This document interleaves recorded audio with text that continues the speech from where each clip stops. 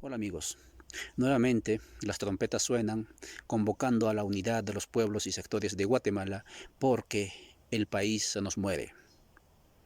En el 2015 ocurrió lo mismo y seguramente antes de 2015, antes de incluso del primer centenario de esta república bicentenaria, sonaron trompetas exigiendo unámonos Guatemala.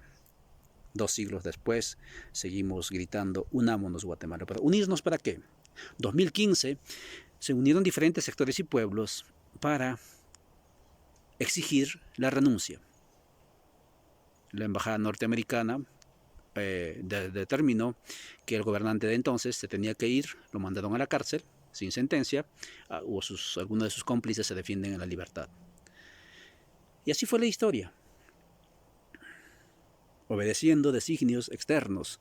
Jamás nos atrevimos a caminar como país, ni aquí ni allá, sobre nuestros pies, mucho menos guiados por nuestra propia cabeza.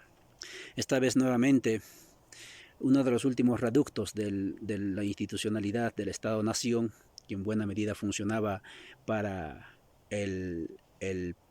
digamos, el pueblo oficialmente permitido en Guatemala, es afectado por la destitución de un funcionario, es decir, la fiscal general destituyó a uno de los fiscales más potables de dicha institución sin mayor explicación. Parece que va quedando únicamente el PDH, el Procurador de Derechos Humanos, y eran dos instituciones que eran las únicas quizás, ¿no? Incluso la Universidad Nacional de Guatemala, con 2 rectores procesados o perseguidos penalmente, dejó ya de ser un referente ético y moral para el país. Y en ese contexto se convoca a la unidad. ¿Pero unirnos para qué? ¿Unirnos para qué? ¿Para que la CICIG vuelva? ¿Para que Iván Velázquez, para que Sandoval regresen a sus cargos? ¿Ese es el máximo horizonte que tenemos como pueblos? Puede ser para los sectores que sienten que poniendo en marcha ese Estado bicentenario que en buena medida garantizó en alguna medida bienestar para ellos, ¿no? Beneficia a ellos, ¿sí? Para ese sector, para ese grupo, para ese pueblo. Pero para las grandes mayorías, la reposición, la restitución y la restauración del Estado-nación que no pudo ser, el Estado fallido actual, no es para nada benigno, ni mucho menos saludable. Porque con CICIG o sin CICIG, las grandes mayorías del país continuaron siendo despojados, saqueados, golpeados, asesinados. No es producto de la lectura de la investigación que estoy hablando. Investigación, digamos, bibliológica, es decir, detrás de los libros. Es constatación, es vivencia de estos años que tuve la oportunidad de pasar por Guatemala país. Y en ese sentido, estimados seguidores, desde los lugares no potables, desde los bolsones sociales habitados por no ciudadanos, como pueden ser las comunidades indígenas y campesinas en resistencia, suenan voces de vamos detrás de un Estado que efectivamente nos represente, de una nueva constitución que efectivamente exprese nuestras voces. Plantean la necesidad de la creación de un Estado plurinacional con un marco constitucional que exprese las aspiraciones de todos los pueblos del país, y esa propuesta no termina de calar en los sectores que ahora gritan Guatemala, unámonos. ¿Por qué no cala esa propuesta? Será quizás por el sujeto que lo dice, es decir, por el mensajero, porque en un país racista los ninguneados o los no ciudadanos, los homúnculos, no podrían ser portadores de verdades. ¿Será que no cala porque no es legitimado ni rubricado por los intelectuales indígenas o no indígenas cualificados por los agentes externos e internos hegemónicos del país? No lo sé.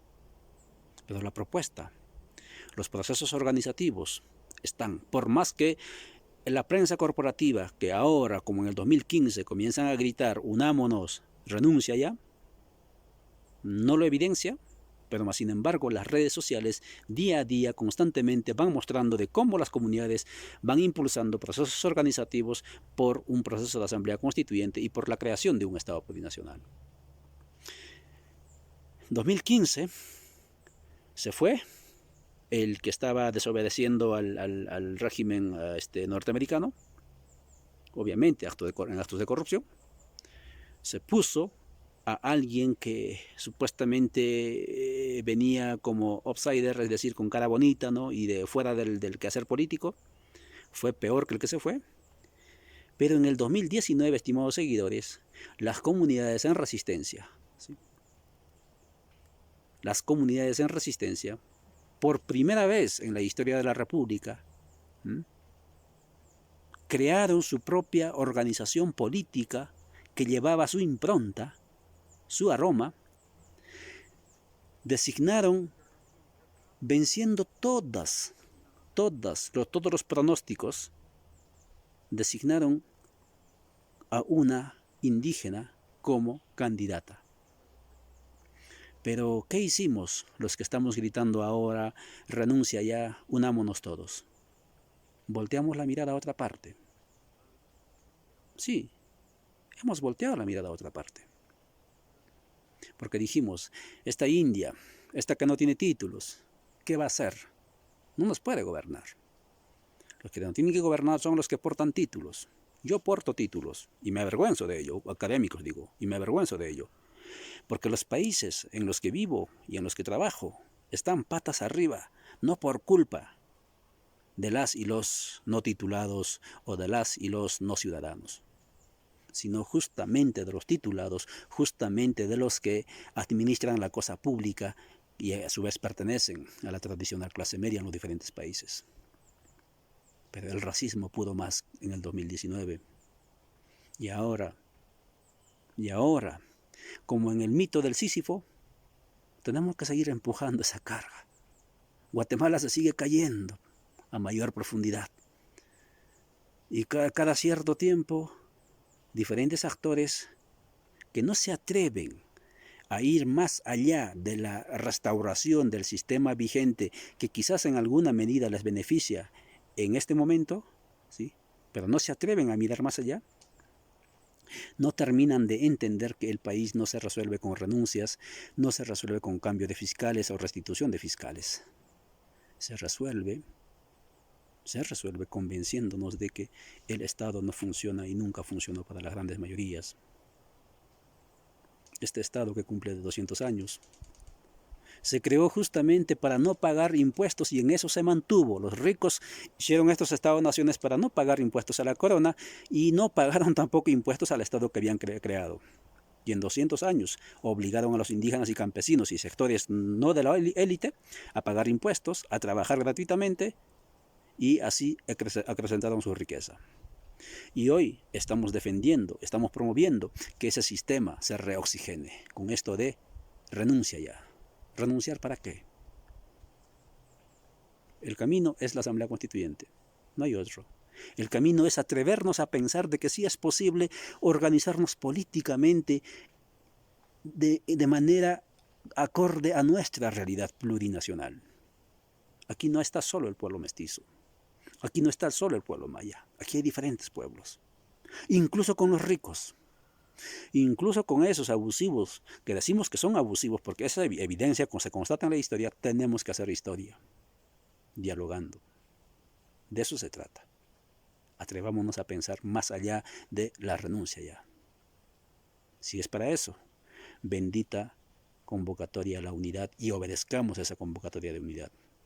Pero si es para repetir la historia del 2015 para adelante, sigamos empujando procesos de organización comunitaria porque muy a pesar que los caminos de Guatemala están empedrados por historias de fracaso, si nos organizamos es posible a largo plazo avanzar en los procesos de la construcción de un país